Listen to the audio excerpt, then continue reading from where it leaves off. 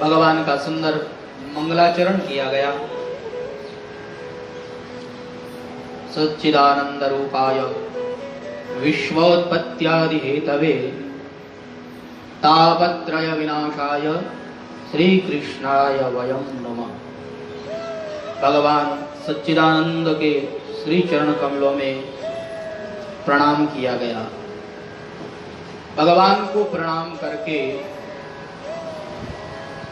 अब भगवान के भक्तों को प्रणाम करते हुए भागवतकार लिखते हैं, यम प्रव्रजन्तमनुपे तमपेतकृत्यं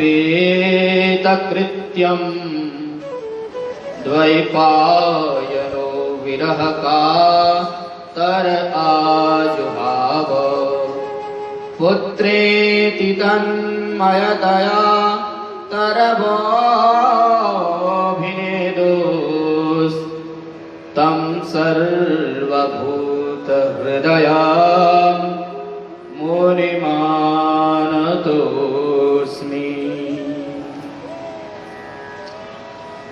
उन पुरुषोत्तम भगवान के श्री चरण कमलों में हम प्रणाम करते हैं जो श्री सुखदेव भगवान जन्म लेते ही सीधे प्रव्रजंत हो गए थे,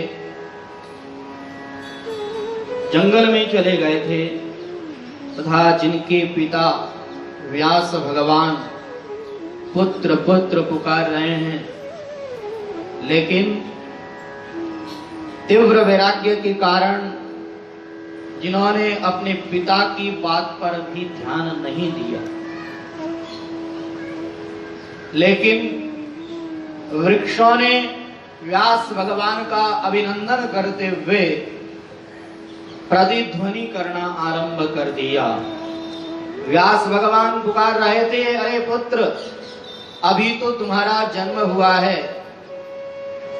अभी तो तुम बालक हो, अभी तुम्हारा जात कर्म संस्कार होगा, फिर यज्ञोपवीत संस्कार होगा, अभी ये बाल्यावस्था है तुम्हारी, इसमें तुम विद्याध्ययन करना और इस बाल्यावस्था को खेल कूद में तुम व्यतीत करना, अभी ये भगवत भजन करने का कोई समय नहीं, अभी तुम जंगल में क्यों जा रहे हो पुत्र, इतने दिनों के बाद में तो तुम्हारा जन्म हुआ है और अभी तुम चले जा रहे हो जंगल में, रुक जाओ। लेकिन सुखदेव भगवान ने नहीं सुना, तो वृक्षों ने भी पुत्र पुत्र कहना आरंभ कर दिया।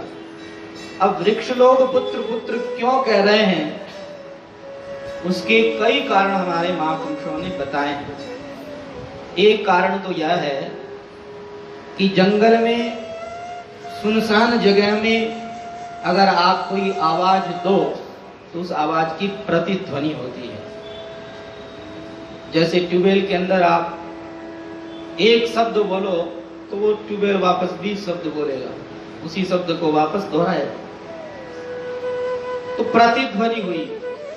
दूसरा कारण यह बताते हैं कि वृक्षों ने सोचा, व्यास भगवान, जो व्यास भगवान इस संसार के दुखी प्राणियों को भगवान में लगाते हैं, जो व्यास भगवान उपदेश करते हैं कि संसार में आसक्त नहीं होना चाहिए, पुत्र के मोह में नहीं पड़ना चाहिए, आज वही व्यास भगवान पुत्र मोह में पड़ गए। इन संसारियों को तो कोई बहाना ही चाहिए। ये संसारी तो यही कहने लग जाएंगे कि व्यास भगवान भी पुत्र मोह से नहीं छूट पाए, तो महाराज हम कौन सी केत की मूली हैं, इनको तो एक बहाना चाहिए। इसलिए उन वृक्षों ने अभिनंदन करते हुए कहा कि महाराज, हमने तो आप ही से सीखा है कि ये संसार एक चक्र है और यह चक्कर सदा चलता ही रहता है। यह एक गोल घेरा है, सदा यह चलता रहता है। इस जन्म मरण के चक्कर में कभी कोई किसी का पिता बनता है तो कभी कोई किसी का पुत्र बनता है। ये तो एक ऋणानुबंध का संबंध है, जिसके साथ जैसा ऋण होता है उस ऋण को चुकाने के लिए इस संसार के अंदर आना पड़ता है। देखिए, किसी किसी के पुत्र बहुत आज्ञाकारी होते हैं और किसी किसी के पुत्र सामने बोलने वाले, और किसी किसी के तो कह ही नहीं सकते, ऐसे दुख देने वाले होते हैं कि माता पिता परेशान हो जाते हैं। तो ये एक ऋणानुबंध है। कई ऐसे पुत्र भी होते हैं जो अपने पूर्व जन्म का आपसे बदला लेने के लिए आते हैं। पूर्व जन्म में आपने उसे तंग किया होगा, परेशान किया होगा, इसलिए वो आपका बदला लेने के लिए आया। तो महाराज, कभी आप इसके पुत्र रहे होंगे, कभी हम इसके पुत्र रहे होंगे, कभी ये हमारा पुत्र रहा होगा। ये तो जन्म मरण का चक्कर है महाराज। आपको इस तरह से मोह के बंधन में नहीं पड़ना चाहिए। जैसे ही वृक्षों ने अभिनंदन करते हुए पुत्र पुत्र कहना आरंभ कर दिया, तो उसी समय में व्यास भगवान को बोध हुआ। व्यास भगवान वहां से वापस लौट करके चले गए। जो सुखदेव भगवान पिता के बुलाने पर भी नहीं आए और जंगल में चले गए, ऐसे जो सर्वभूत हृदयस्थ श्री सुखदेव भगवान हैं, उन श्री सुखदेव भगवान के श्री चरण कमलों में हम बारंबार प्रणाम करते हैं, नमन करते हैं। यहाँ श्री सुखदेव भगवान के लिए एक बहुत ही सुंदर विशेषण आया है, तम सर्वभूत हृदयम। सुखदेव भगवान को संपूर्ण प्राणियों के हृदय देश में स्थित बताया है। अब यहाँ एक प्रश्न उत्पन्न होता है कि गीता में भगवान कहते हैं, सर्वस्य चाहं हृदि सन्निविष्टो मत्तः स्मृतिर्ज्ञानम् अपोहनं च वेदैश्च सर्वैरहमेव वेद्यो वेदान्तकृत्वेद विदेव चाहम् ईश्वरः सर्वभूतानां हृद्देशेऽर्जुन तिष्ठति भ्रामयन् सर्वभूतानि यन्त्रारूढानि मायया। मैं संपूर्ण प्राणियों के हृदय देश में स्थित हूँ। ईश्वरः सर्वभूतानां सर्वस्य च अहम्। मैं संपूर्ण प्राणियों के हृदय देश में स्थित हूँ। सर्वस्य च अहम् हृदि सन्निविष्टो। जब भगवान संपूर्ण प्राणियों के हृदय देश में स्थित है, तो फिर व्यास श्री सुखदेव भगवान कैसे स्थित हो सकते हैं? हमारे संत महापुरुष इसका समाधान करते हुए कहते हैं कि देखो, सुखदेव भगवान वैराग्य के मूर्तिमान स्वरूप हैं। क्योंकि जन्म लेते ही बालक रोता है, जन्म लेते ही बालक माँ की गोद में रहता है, माँ का सहारा रखता है। लेकिन हमारे सुखदेव भगवान ऐसे वैरागी थे कि जन्म लेते ही सीधे जंगल में चले गए। तो ये तो साक्षात वैराग्य की स्वरूप है, मूर्तिमान स्वरूप है। और ऐसा कौन प्राणी है इस संसार के अंदर जिस प्राणी के अंदर वैराग्य न हो? कोई कहे कि महाराज हमारे अंदर तो वैराग्य है ही नहीं, हम तो संसार में इतने आसक्त हो रखे हैं कि महाराज हमारे पास में वैराग्य आता ही नहीं। उस व्यक्ति से पूछा जाए कि आपको सबसे बढ़िया कौन सी वस्तु लगती है, तो वो तो यही कहेगा, महाराज इन संसार में रुपया जितना बढ़िया लागे यदि और कोई चीज बढ़िया नहीं लागे।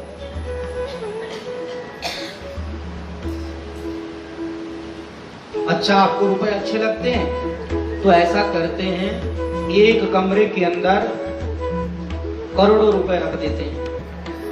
और आपको हम कमरे के अंदर बंद कर देते हैं, 7 दिन तक बंद करेंगे और 7 दिन में आप जितने रुपए गिन लो उतने रुपए तुम्हारे। लेकिन देखो भैया कुछ शर्त है। क्या का शर्त यह है कि 7 दिन तक आपको पानी नहीं मिलेगा, भोजन नहीं मिलेगा, नींद नहीं लेंगे, किसी से बातचीत नहीं करेंगे, मोबाइल नहीं चलाएंगे। कई लोग मोबाइल से ही पूरा टाइम पास कर लेते हैं।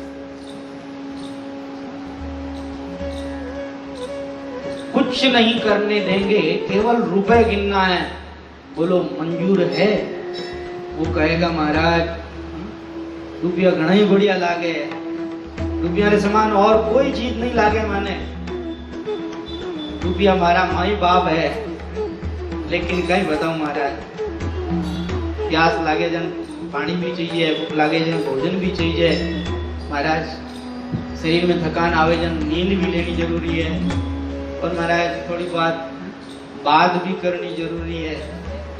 हमारे माता बहना ने तो अगर बात करने वास्ते नहीं मिले तो आप रो आ जाओ, केस बन जाए। तो महाराज ऐसा काम तो जरूरी है। रुपए से हम प्रेम करते हैं, लेकिन 24 घंटे रुपए अच्छे नहीं लगते। 24 घंटे रुपए अच्छे नहीं लगते, तो इसका मतलब यह हुआ कि रुपए से आपको वैराग्य आता, भले ही 24 घंटे में एक बार आए, लेकिन आता तो है। कोई कहे कि महाराज हमें रसगुल्ले बहुत अच्छे लगते हैं, उसको रसगुल्ला ही रसगुल्ला खिलाओ, बिल्कुल तृप्त हो जाए, उसके बाद में भी उसे रसगुल्ले खिलाओ, तब वो क्या कहेगा? नहीं, मैंने रसगुल्ला घना ही बढ़िया लागे, लेकिन अब पेट इतो भर गया है कि रसगुल्ला मंदी का मत नहीं तो उल्टी हो जाए। रसगुल्ले आपको बहुत अच्छे लगते हैं, अब इन्हीं रसगुल्लों को देख करके आपको उल्टी होने लगी। क्यों? क्योंकि उनसे आपको वैराग्य हुआ। तो 24 घंटे में एक बार संसार की प्रत्येक वस्तु से आपको वैराग्य होता है। सबके भीतर वैराग्य है, ऐसा कोई व्यक्ति नहीं है जिस व्यक्ति के भीतर वैराग्य न हो। हाँ, किसी के भीतर लंबा वैराग्य चलता है और किसी को क्षणिक वैराग्य होता है। एक क्षण के लिए आता है, एक क्षण के लिए बड़ी बड़ी ब्रह्म ज्ञान की बातें करते हैं और फिर दूसरे क्षण वापस संसार में आसक्त हो जाए। लेकिन भले ही थोड़ा ही आए, वैराग्य तो आता है। इसका मतलब यह हुआ कि वैराग्य सबके हृदय में, और वैराग्य के स्वरूप कौन है? सुखदेव भगवान। तो श्री सुखदेव भगवान संपूर्ण प्राणियों के हृदय देश में स्थित हुए। ऐसा कोई प्राणी नहीं है जिस प्राणी के हृदय में वैराग्य नहीं। इसका मतलब यह हुआ कि ऐसा कोई प्राणी नहीं जिस प्राणी के हृदय में श्री सुखदेव भगवान न हो। ऐसा कोई प्राणी नहीं जिस प्राणी के हृदय में भगवान न हो। तो ऐसे जो सर्वभूत हृदयस्थ श्री सुखदेव भगवान हैं, उन श्री सुखदेव भगवान के श्री चरण कमलों में हम प्रणाम करते हैं। कहा महाराज श्री सुखदेव भगवान को बाल्यावस्था में जन्म लेते ही वैराग्य आ गया, इसका कारण क्या है? कहा इसका कारण है उन्होंने मां के पेट में आने से पहले ही पूर्व जन्म में ही अमर कथा का रसास्वादन कर लिया, अमर कथा का पान कर लिया।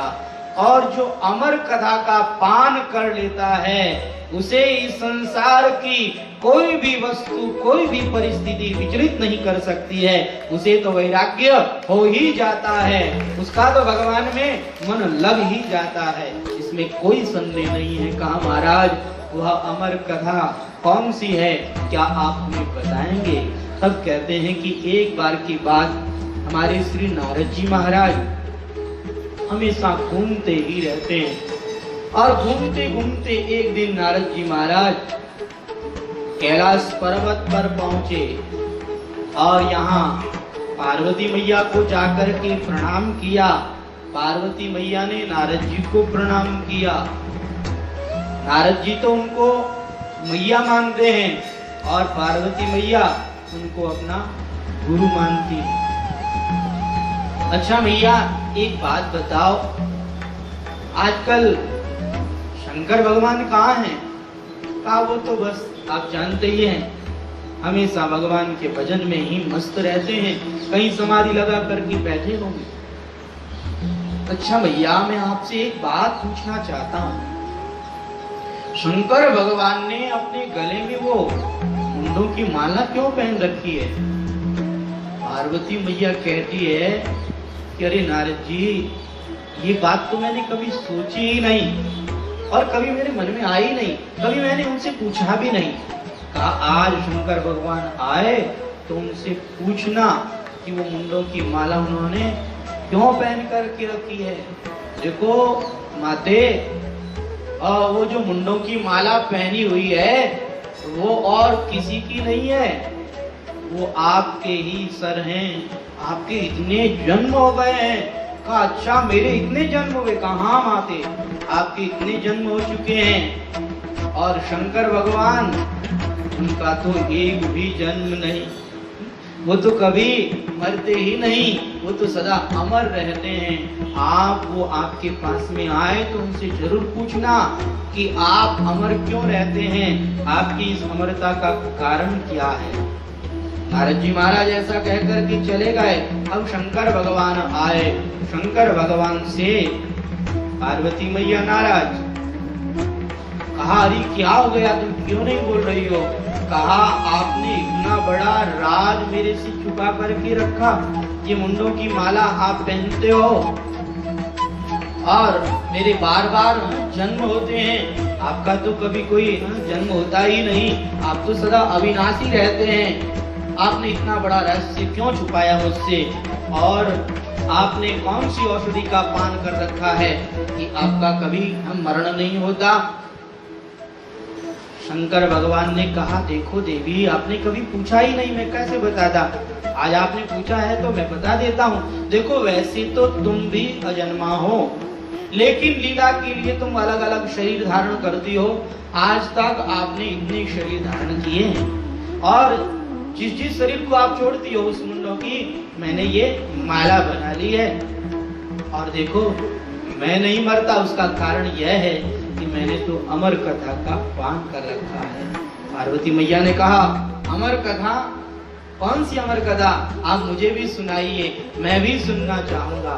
तब हमारे शंकर भगवान माता पार्वती को अमरनाथ की गुफा में ले जाते हैं और वहां शंकर भगवान ताली बजाते हैं। ताली बजाते ही जितने पक्षी हैं सब उड़ जाते हैं और केवल पार्वती मैया और शंकर भगवान वहां मौजूद रहते हैं। परंतु वहां पर एक तोते का अंडा था, वह अंडा वहां मौजूद था। शंकर भगवान ने वहां बड़े प्रेम के साथ में, बड़े भाव के साथ में अमर कथा कहनी आरंभ करी। वह अमर कथा कौन सी है? वह अमर कथा कोई और नहीं, यह श्रीमद् भागवत महापुराण ही वह अमर कथा है। शंकर भगवान ने इतने प्रेम से कथा सुनाई, इतने प्रेम से कथा सुनाई कि पार्वती मैया उसे सुनती जा रही है और हुंकारा देती जा रही है। जी हाँ कहती जा रही है। कथा करते करते बहुत दिन हो गए और वह जो अंडा था कथा के माध्यम से वह अंडा भी विगलित हो गया। उस अंडे में से छोटा सा एक शुक प्रकट हुआ और वह भी पार्वती मैया के पीछे बैठ करके उस अमर कथा का पान करने लगा। कथा चलते चलते 10वें स्कंद में पहुंच गई और 10वें स्कंद में जिस समय में रास लीला का वर्णन करते हैं श्री शंकर भगवान, रास लीला के वर्णन में माता पार्वती को इतना आनंद आया, इतना आनंद आया कि रास लीला में माता पार्वती तो डूब गई और उनकी ये जी हाँ कहना बंद हो गया। अब उन्होंने जो छोटा सुख था सोचा कि अगर ये जी हाँ की आवाज बंद हो गई तो शंकर भगवान कथा बीच में ही छोड़ देंगे, बीच में रह जाएगी कथा। अब तो उन्होंने पार्वती मैया की आवाज में जी हाँ कहना आरंभ कर दिया और धीरे धीरे जब कथा समाप्त हुई, शंकर भगवान ने जोर से जय जयकार किया, बोलिए वृंदावन बिहारी लाल की। अब तो पार्वती जी की समाधि टूटी और कहा, जी हाँ पतिदेव, आप बताइए, भगवान श्री कृष्ण ने रासलीला करी और उसके बाद में उन्होंने क्या किया, आपने तो बताया ही नहीं। शंकर भगवान ने कहा, पूरी कथा मैंने गा दी और तुम अभी यहीं बैठी हो, अभी 10वें स्कंद में ही बैठी हो, मैंने तो पूरी कथा सुना दी है।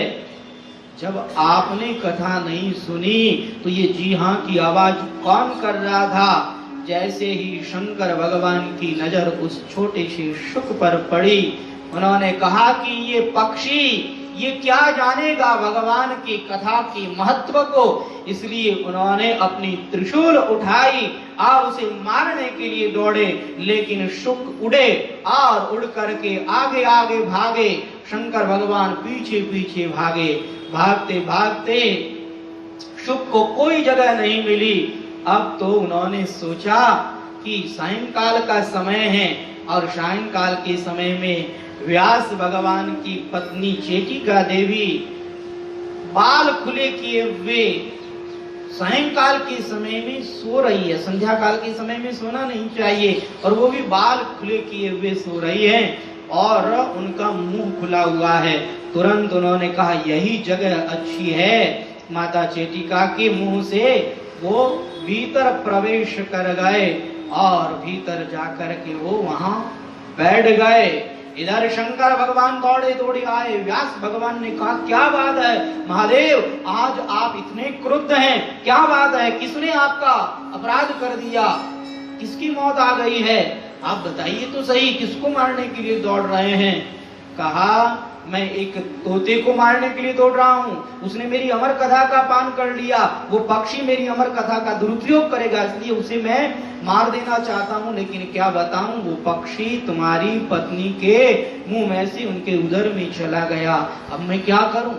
कोई बात नहीं, मैं यहीं बैठा रहूंगा, आपके घर के आगे ही बैठा रहूंगा, कभी तो वो बाहर आएगा, जब बाहर आएगा तब मैं उसे मार डालूंगा। लेकिन शंकर भगवान को आश्वस्त करने के लिए साक्षात विष्णु भगवान वहां पर प्रकट हुए। बोलिए आनंद कंद भगवान की। विष्णु भगवान कहने लगे, महादेव जी, आप क्या सोचते हैं कि आपकी इस अमर कथा का ये तोता दुरुपयोग करेगा? नहीं महाराज, ये शुक आपकी अमर कथा का दुरुपयोग नहीं, ये आपकी अमर कथा को घर घर और जन जन तक पहुंचाएगा।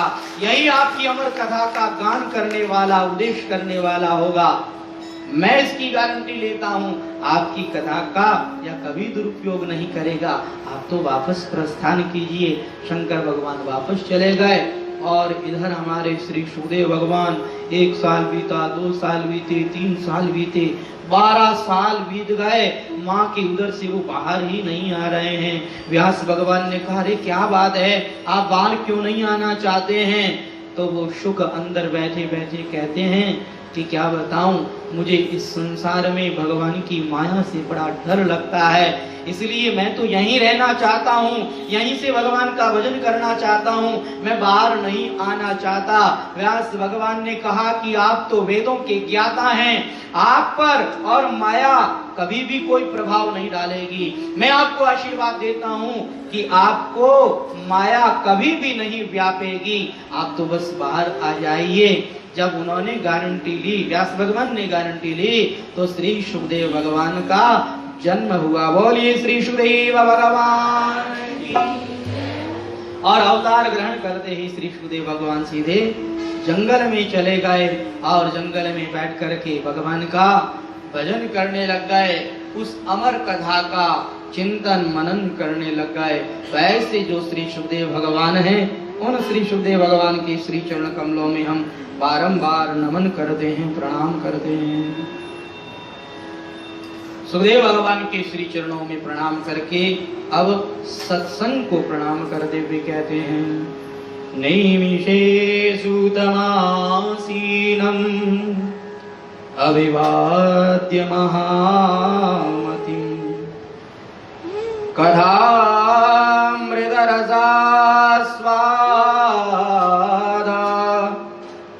कुशलः शौनको ब्रवीत्। एक बार नैमिषारण्य धाम में श्री सूत जी महाराज पधारे तो श्री सूत जी महाराज को नमन करते हुए शौनक आदि ऋषियों ने सुंदर सुष्ठु प्रश्न किया। शौनक उवाच अज्ञान द्वंद्व विध्वंस कोटि सूर्य समप्रभ सूत आख्याहि कथा सारम मम कर्ण रसायनम। हे श्री सूत जी महाराज, आपका जो ज्ञान है वह ज्ञान हमारे अज्ञान रूपी अंधकार को दूर करने के लिए करोड़ों सूर्यों के समान है। देखिए, अंधकार को दूर करने के लिए तो एक सूर्य ही काफी होता है। एक सूर्य भगवान के उदित होते ही अंधकार गायब हो जाता है, कहां चला जाए कुछ भी पता नहीं। कहते हैं एक बार अंधकार ने ब्रह्मा जी को जाकर के शिकायत करी, सूर्य भगवान पर केस दायर कर दिया। कहा क्या? कहा ये मुझे बहुत परेशान करते हैं, ये मुझे कहीं ठहरने नहीं देते। ब्रह्मा जी ने कहा अच्छा, सूर्य भगवान आपको परेशान करते हैं, चलो बुलाओ सूर्य भगवान को। अब सूर्य भगवान को बुलाया गया। जैसे ही सूर्य भगवान आए तो अंधकार वहां से गायब। सूर्य भगवान से कहा गया कि आप अंधकार को परेशान क्यों कर दें? सूर्य भगवान ने कहा कहां है अंधकार, जरा लाओ तो सही मेरे सामने। अब अंधकार सूर्य भगवान के सामने आ नहीं सकता, जब सामने नहीं आ सकता तो कैसे शिकायत करे? तो अंधकार की वो शिकायत आज भी दर्ज है, उसका कोई फैसला नहीं हुआ। सूर्य भगवान की उदित होते ही सारा अंधकार गायब हो जाता है। इसीलिए कहा है कि सूर्य भगवान बाहर का प्रकाश करते हैं। सूर्य भगवान के उदित होते ही सारा अंधकार गायब हो जाता है। सूर्य भगवान बाहर का प्रकाश करते हैं, हमारे संत महापुरुष भीतर का प्रकाश करते हैं। भीतर जो अंधकार है वह अंधकार सूर्य से नहीं, वह अंधकार तो सद्गुरुदेव भगवान की कृपा से ही दूर होता है। महाराज आप कृपा कीजिए, कृपा करके ज्ञान रूपी सूर्य के द्वारा हमारे अज्ञान रूपी अंधकार को भगा दीजिए। और हे सूत आख्याहि कथा सारम, आप हमें कथा सार बताइए। देखिए, इस संसार के अंदर जगह जगह पर कथा होती है और हमारी माताएं बहनें तो कोई कथा छोड़ती नहीं, सब जगह कथाओं में जाती है। कथाओं में तो हमारी माताओं बहनों की ही संख्या ज्यादा रहती है। कथारी लाज तो माताओं बहनों के कारण ही है, अन्यथा जेंट्स के भरोसे तो। लेकिन फिर भी ऐसी बात नहीं, यहाँ पर तो खूब जेंट्स लोग आए।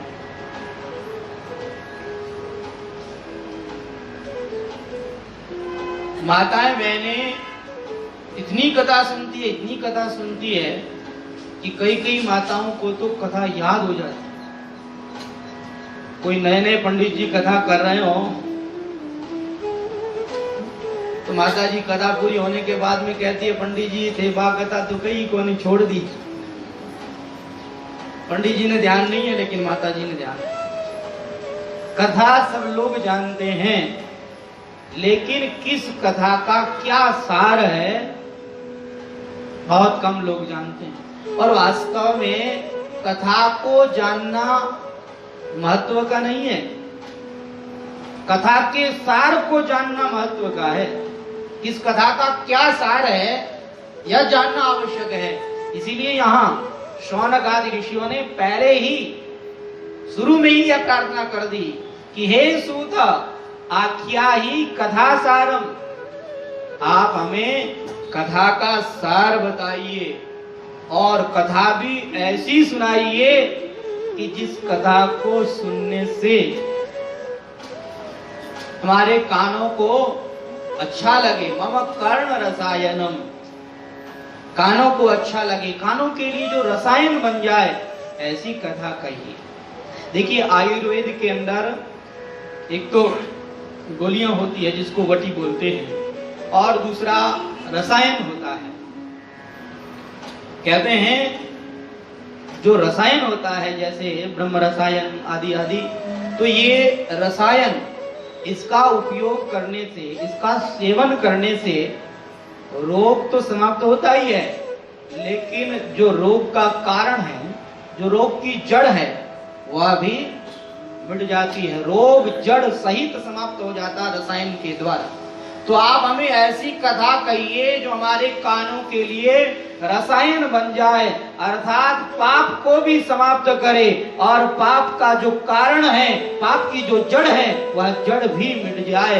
ऐसी आप हमें कथा सुनाइए महाराज, ऐसी कथा कहिए जो भक्ति ज्ञान वैराग्य से युक्त हो, जिस कथा को सुनने से विवेक बढ़ जाए, और जिस कथा को सुनने से व्यक्ति माया और मोह से छुटकारा पा ले। महाराज ये घोर कलिकाल चल रहा है कि यह घोरे कलौ प्रायो जीवश्च सुरतांगता क्लेशाक्रांतस्य तस्यैव शोधने किं परायणम। ये घोर कलिकाल चल रहा है, और इस घोर कलिकाल के अंदर लोग प्रायः आसुरी स्वभाव वाले हो गए हैं। देखिए हम मानव हैं, मानव का स्वभाव क्या होना चाहिए कि एक दूसरे की सहायता करें, एक दूसरे का भला करे, ये मानव का स्वभाव होना चाहिए। और वही मानव है जो किसी के काम में आता है, किसी के काम जो आए उसे इंसान कहते हैं, पराया दर्द जो अपनाए उसे इंसान कहते हैं। जो पराए दर्द को अपनाता है उसे इंसान कहते हैं, जो किसी के काम में आए उसे इंसान कहते हैं। देखिए पुराने समय में गांवों के अंदर लोगों में इतना प्रेम होता था, इतना प्रेम होता था, ऐसा लगता था मानो ये गांव नहीं पूरा एक परिवार है। और गांव में आज भी प्रेम होता है, लेकिन आप बड़े बड़े शहरों में जाकर के देखो, वहां लोग बड़े बड़े फ्लैटों में रहते हैं। अब खुद जिस फ्लैट में रह रहे हैं, पास वाले फ्लैट में कौन रहता है पता ही नहीं, वो कहाँ का है, क्या नाम है, कुछ पता नहीं। आज इस कलयुग के प्रभाव के कारण हम लोगों के अंदर इतना स्वार्थपना आ गया है कि केवल पैसे कमाने में हम लगे हुए हैं। किसकी सहायता करनी, कौन गरीब है, कौन दीन है, कौन दुखी है, इसकी और तो हमारा ध्यान ही नहीं। और हमारा स्वभाव कैसा हो गया है कि हमारे पास में एक कार है तो पड़ोसी के पास में 2 कार क्यों आ गई? अरे भगवान ने तुमको सब कुछ दिया है, बढ़िया बैंक बैलेंस दिया है, और बढ़िया मकान दिया है, बढ़िया कार दी है, उसके अंदर बैठो, ऐश करो, मौज करो। लेकिन नहीं, हमारे कने 1 कार है तो पड़ोसी कने 2 क्यों आई? भगवान ने सब कुछ दिया, सुख समृद्धि दी है, लेकिन उस सुख समृद्धि में उसका मन नहीं लगता। पड़ोसी के पास में 2 कार क्यों आ गई?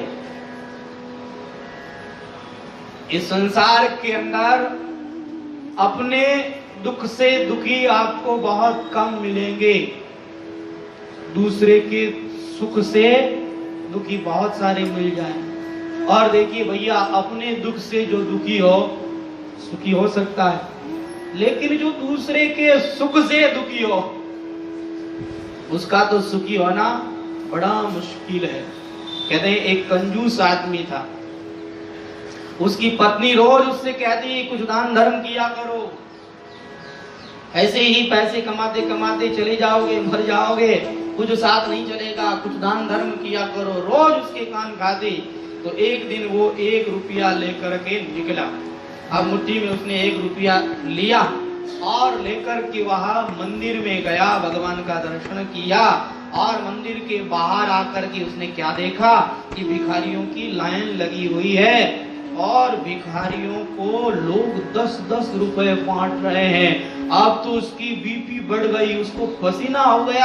अरे कैसे लोग हैं ये, कितनी मेहनत से पैसे कमाते हैं और ऐसे 10-10 रुपए लुटा रहे हैं। अरे भैया तुम्हारा थोड़े ही लुटा रहे हैं, उसने कमाया है, वो दान धर्म कर रहा है, उससे तुमको क्या परेशानी, लेकिन वो 10-10 रुपए क्यों लुटा रहा है, उसको परेशानी हो रही है। अब दूसरा लुटा रहा है और उसकी बीपी बढ़ रही है और पास में खुद 1 रुपया लेकर के आया, सोचा कि इस 1 रुपये का मैं भी दान कर दूं, लेकिन जैसे ही मुट्ठी खोली तो पसीना हो रखा था मुट्ठी में। उसने कहा अरे मेरा ये 1 रुपया तो रो रहा है। ये कहता है कि नहीं मैं तुम्हारे पास नहीं रहूंगा, जेब में डालिए।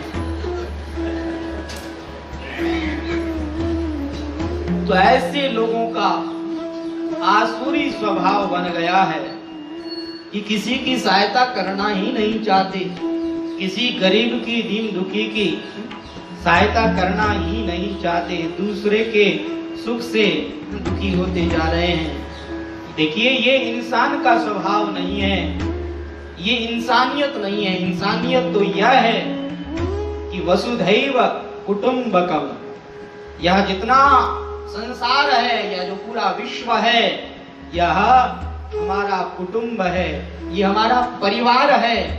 और जैसे आप अपने परिवार की कैसे सहायता करते हैं, ऐसे ही इस दुनिया में कोई दीन है, कोई दुखी है, तो उसकी सहायता करना ये हमारा कर्तव्य है। आजकल लोगों के पास में पैसे तो बहुत हो गए हैं, लोग करोड़पति अरबपति हो गए हैं, लेकिन भैया रुपए से शांति नहीं मिलती। गरीब आदमी भले ही उसको एक समय ही भोजन मिले, लेकिन फिर भी वह चैन की नींद सोता है, परंतु ये करोड़पति लोग एसी में सोते हैं और बहुत फुल रखते हैं एसी को, एकदम कूल, लेकिन फिर भी नींद नहीं आती, इधर से उधर करवट बदलते रहते हैं। अरे एक नींद की गोली खा ली फिर भी नींद नहीं आ रही है, दूसरी गोली लेनी पड़ेगी। 2-2 गोलियां लेते हैं तब कहीं जाकर के नींद आती है और फिर भी चैन की नींद नहीं आती। अगर आंधी आई और दरवाजा हिल गया तो तुरंत नींद खुल जाती, अरे कोई चोर आ गया, मेरा धन चुरा करके ले जाए।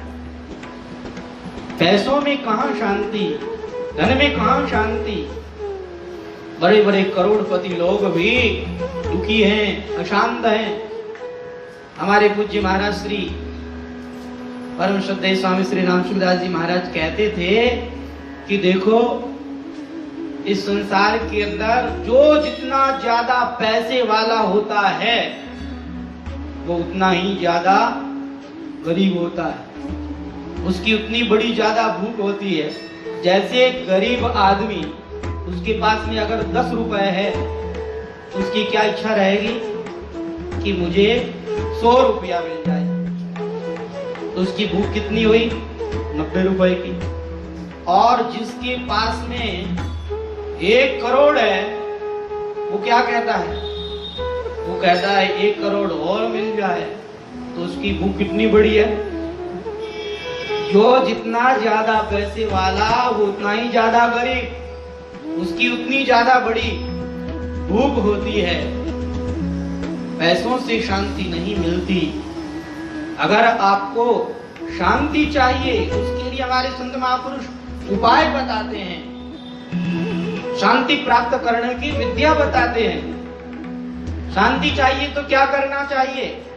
अगर आपको शांति चाहिए तो आप बैंक बैलेंस मत बढ़ाओ, अगर शांति चाहिए तो किसी गरीब की सहायता कर दो, आपको तुरंत शांति मिल जाए। और गरीब का अगर आशीर्वाद मिल गया तो आपका व्यापार ऐसे ही बढ़ जाएगा, दुगुना चौगुना हो जाएगा। आप मेहनत कर दो, हमारा व्यापार आगे बढ़े, व्यापार आगे बढ़े, लेकिन व्यापार बढ़ने का कारण क्या है, उस कारण की तो आप खोज ही नहीं करते। महाभारत के अंदर एक कथा आती है कि एक सेठ थे और सेठ जी के पास में बहुत सारा धन था। हुआ ये कि अकाल पड़ गया, लोगों के पास में खाने को अन्न नहीं, लोग भूखे मरने लगे। और जब वो लोग भूखे मरने लगे तो सेठ जी ने कहा मेरे पास में इतना धन पड़ा है, धन कोई साथ में तो ले जाऊंगा नहीं। इसलिए उन्होंने उस धन के द्वारा चने खरीदे और सुबह शाम को वो चना भिगोते, सुबह उन चनों को बढ़िया बना करके और लोगों को बांटते, जिससे लोगों का पेट भर जाता और किसी की मौत नहीं होती भूख के कारण। अब वो सेठ जी तो खूब प्रसिद्ध हो गए, जगह जगह पर उनका नाम हो गया। लेकिन सेठ जी का एक नियम था, सुबह से शाम तक बांटते थे और शाम हो गई, सूर्यास्त हो गया, उसके बाद में बांटना बंद। एक कोई बूढ़ी माताजी थी जिनके पास में एक छोटा बच्चा था। उनको पता लगा कि यहाँ कुछ ही दूरी में एक सेठ जी रहते हैं और वो सेठ जी लोगों को चने खिलाते हैं, जिससे लोगों की जिंदगी बच जाती है। तो वो बूढ़ी माताजी अपने बेटे को गोद में लिए हुए वहां से चल रही थी, लेकिन बूढ़ी थी, चलते चलते वह थक गई।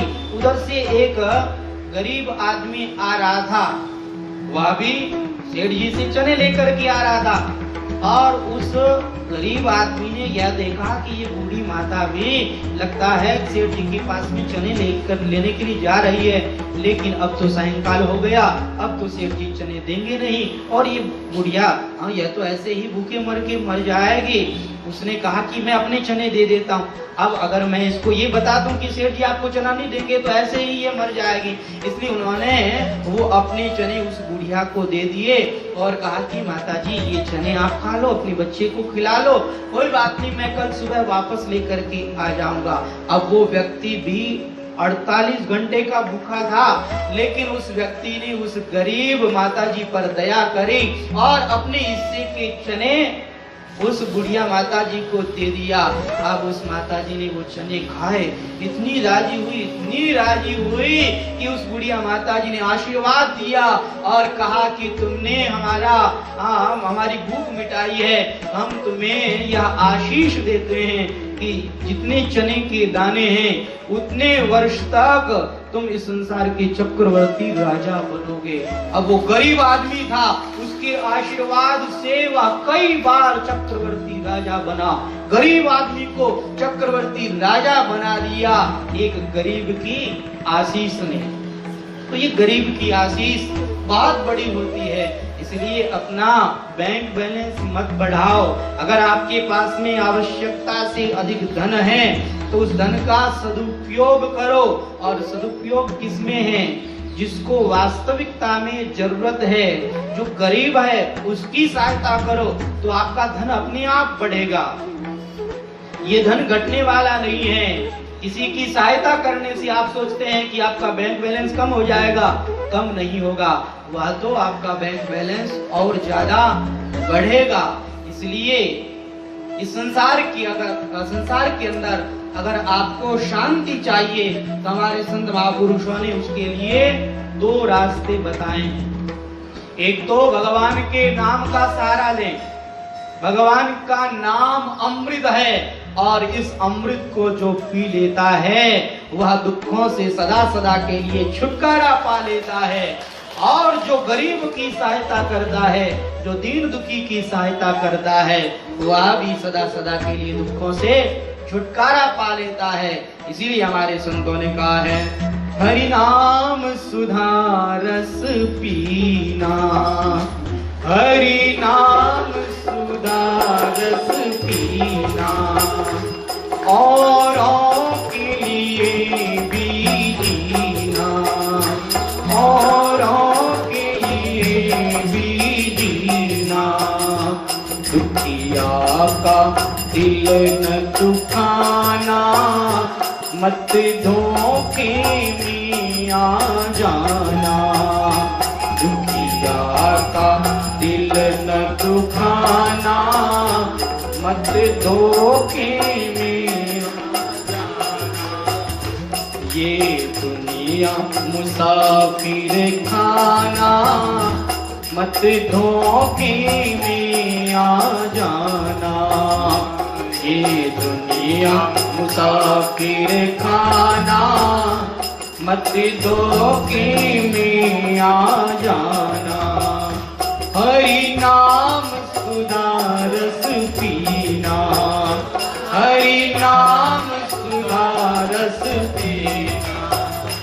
औरों के लिए भी जीना, औरों के लिए भी जीना। दुखिया का दिल न दुखाना, मत धोखे में आ जाना। दुखिया का दिल न दुखाना, मत धोखे में आ जाना। श्वासा जब बाहर जावे, श्वासा जब बाहर जावे, भीतर आवे ना आवे, भीतर आवे ना आवे। इसका कौन ठिकाना, मत धोखे में आ जाना। इसका कौन ठिकाना, मत धोखे में आ जाना। हरि नाम सुधा रस पीना, हरि नाम सुधा रस पीना।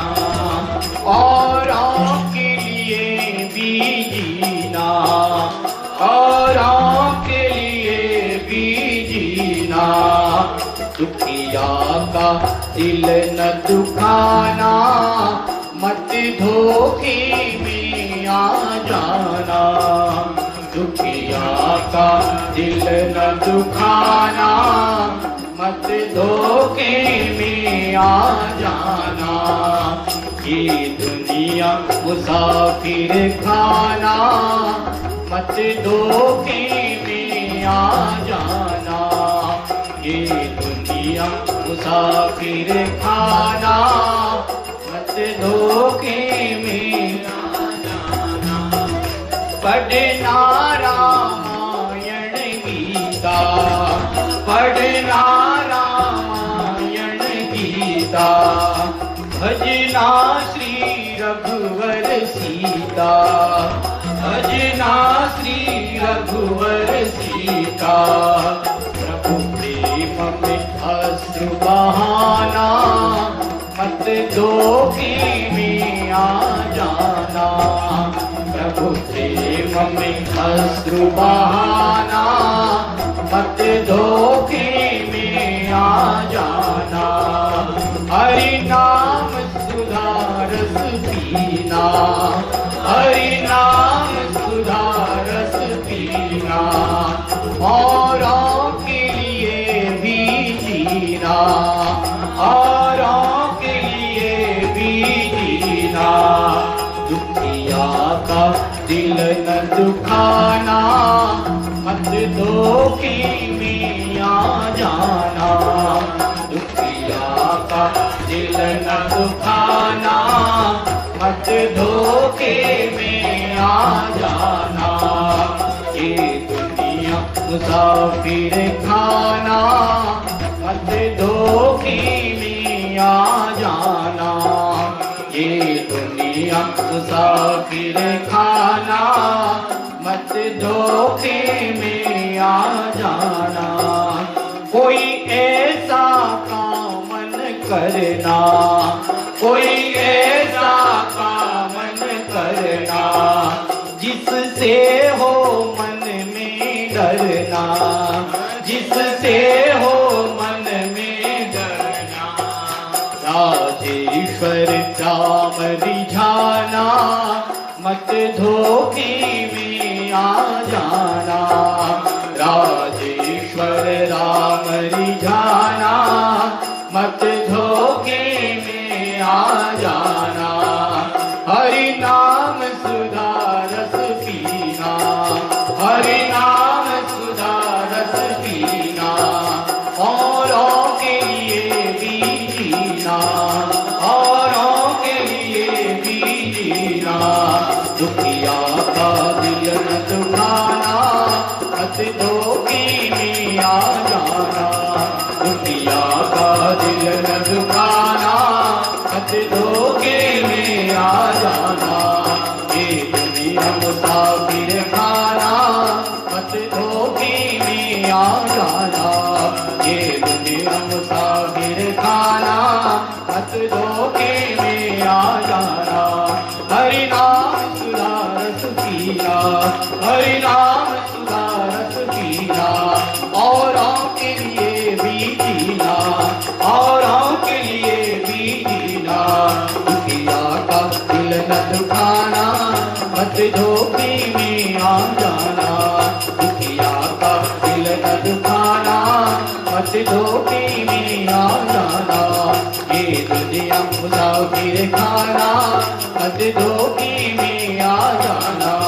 ये दुनिया मुसाफिर खाना, मत धोखे में आ जाना।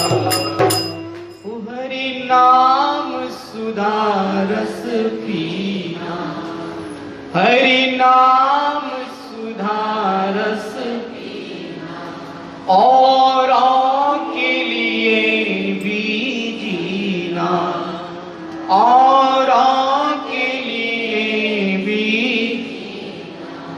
दुखिया का दिल न दुखाना, मत धोखे में आ जाना।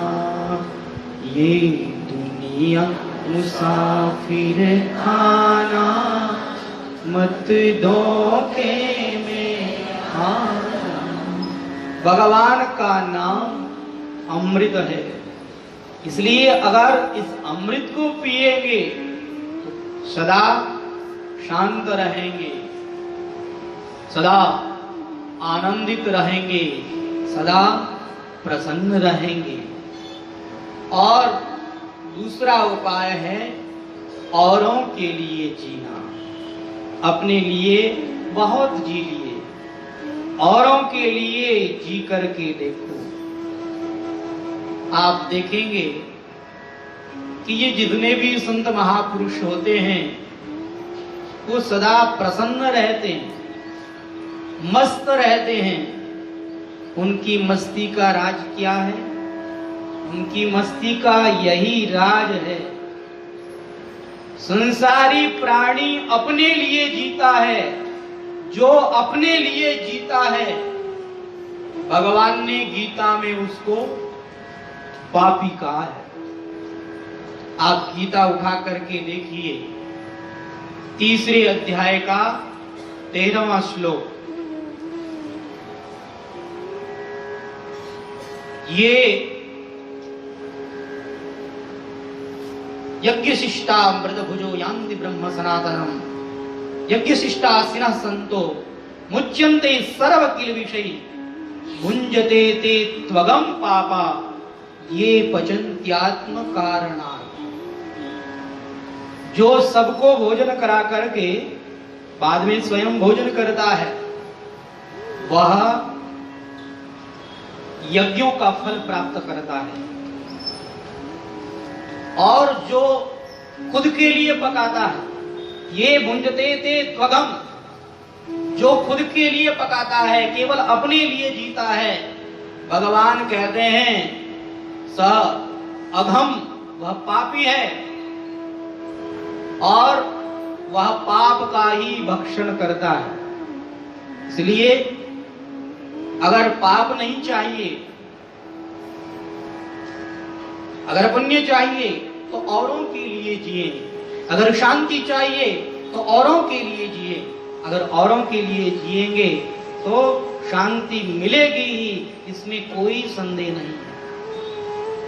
बड़े बड़े पैसे वाले संतों के पास में आते हैं, महाराज शांति नहीं है, शांति कैसे मिले? अरे शांति मिलेगी कैसे? गरीबों का तो गला घोंटा, पैसे कमाए और फिर कहते हैं कि शांति चाहिए। शांति मिलेगी कैसे? शांति तो तब मिलेगी जब गरीबों की सहायता करेंगे, जब औरों के लिए जिएंगे। संत महापुरुष अपने लिए नहीं जीते, संत महापुरुष दूसरों के लिए जीते हैं। आप लोगों ने श्रद्धेय स्वामी जी महाराज के दर्शन किए होंगे। महाराज श्री सत्संग के अंदर कहते थे कि अगर आप भजन करते हैं और आपके भजन में कोई बाधा है, पारमार्थिक मार्ग में अगर कोई बाधा है, तो आप रात को 12 बजे भी मुझे नींद में से उठा करके पूछ सकते हैं, मैं आपका समाधान करूं। संत महापुरुष दूसरों के लिए जीते हैं, नींद भी खराब करने के लिए तैयार हैं, अपना सर्वस्व उस समाज को समर्पित कर देते हैं। इसीलिए वो प्रसन्न रहते हैं। जो औरों के लिए जीता है वही व्यक्ति सुखी होता है। किसी दुखी व्यक्ति का दिल दुखाने वाला कभी भी सुखी नहीं होता है। अरे भैया, इस संसार के अंदर कितने दिन का जीना है, थोड़े दिन के जीने के लिए कितना बड़ा भारी पाप का बोझ लाद लेते हैं। थोड़ा सा जीना है, बहुत थोड़ा सा। इसलिए उस थोड़े से जीने के लिए व्यक्ति को पाप का बोझ अपने ऊपर नहीं लादना चाहिए। ये दुनिया एक मुसाफिर खाना है।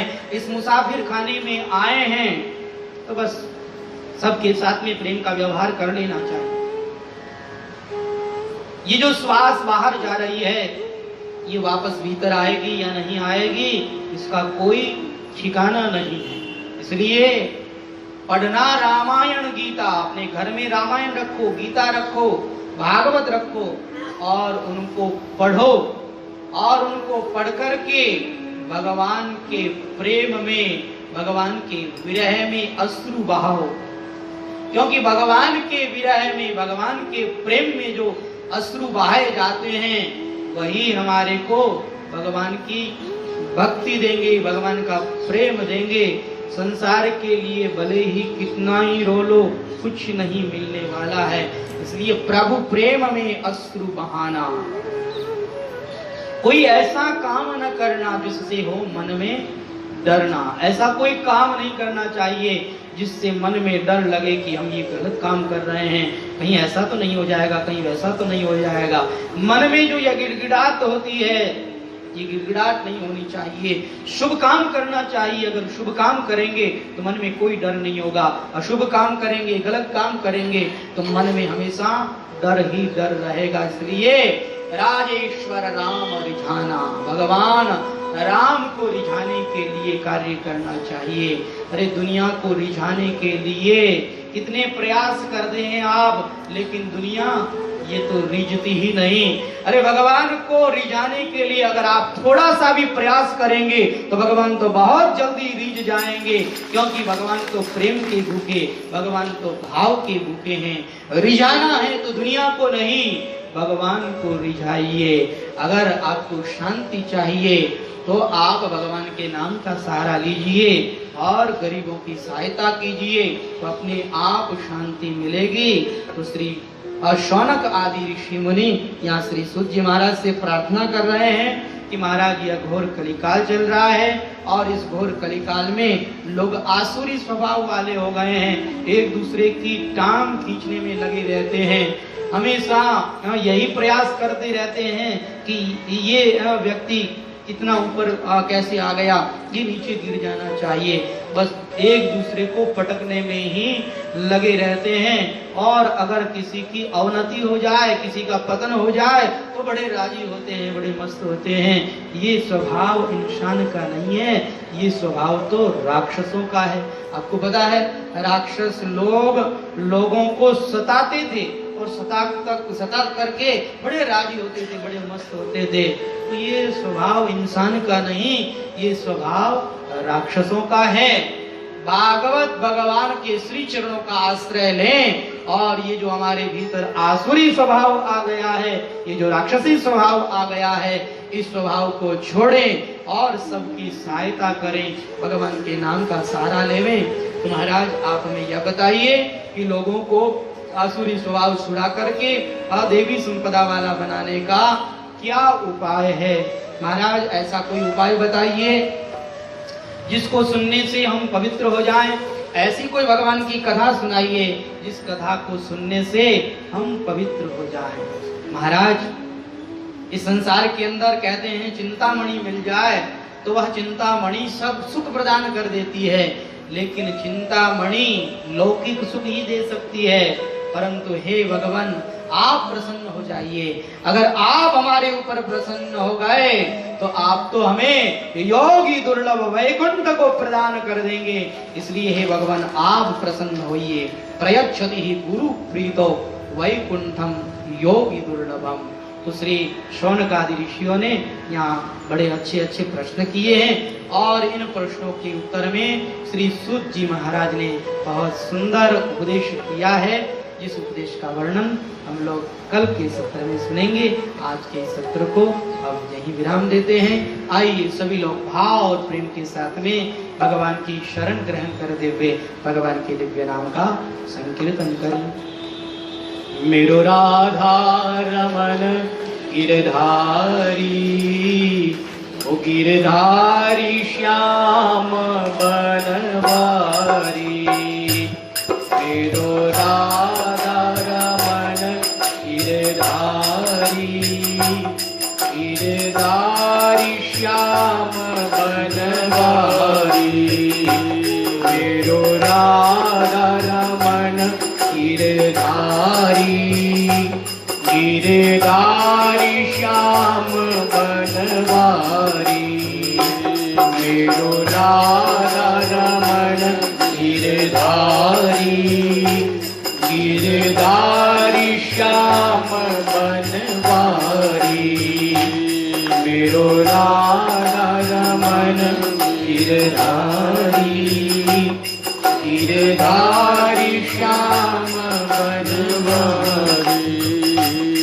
मेरो राधा रमन गिरधारी, मेरो राधा रमन गिरधारी, गिरधारी श्याम बनवारी। गिरधारी श्याम बनवारी। मेरो राधा रमन गिरधारी, गिरधारी श्याम बनवारी। मेरो राधा रमन गिरधारी, गिरधारी श्याम बनवारी। मेरो राधा रमन गिरधारी,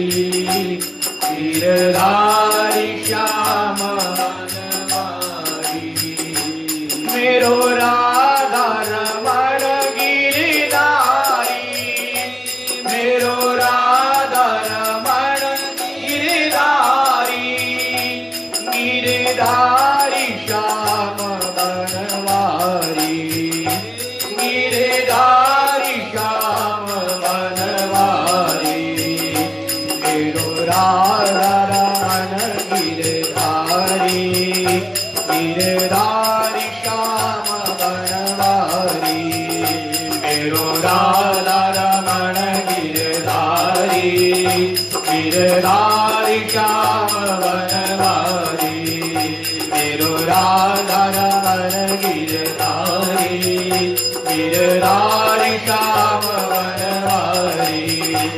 मेरो राधा रमन गिरधारी, गिरधारी श्याम बनवारी। मेरो राधा रमन गिरधारी, मेरो राधा रमन गिरधारी, गिरधारी श्याम बनवारी। गिरधारी श्याम बनवारी। मेरो राधा रमन गिरधारी।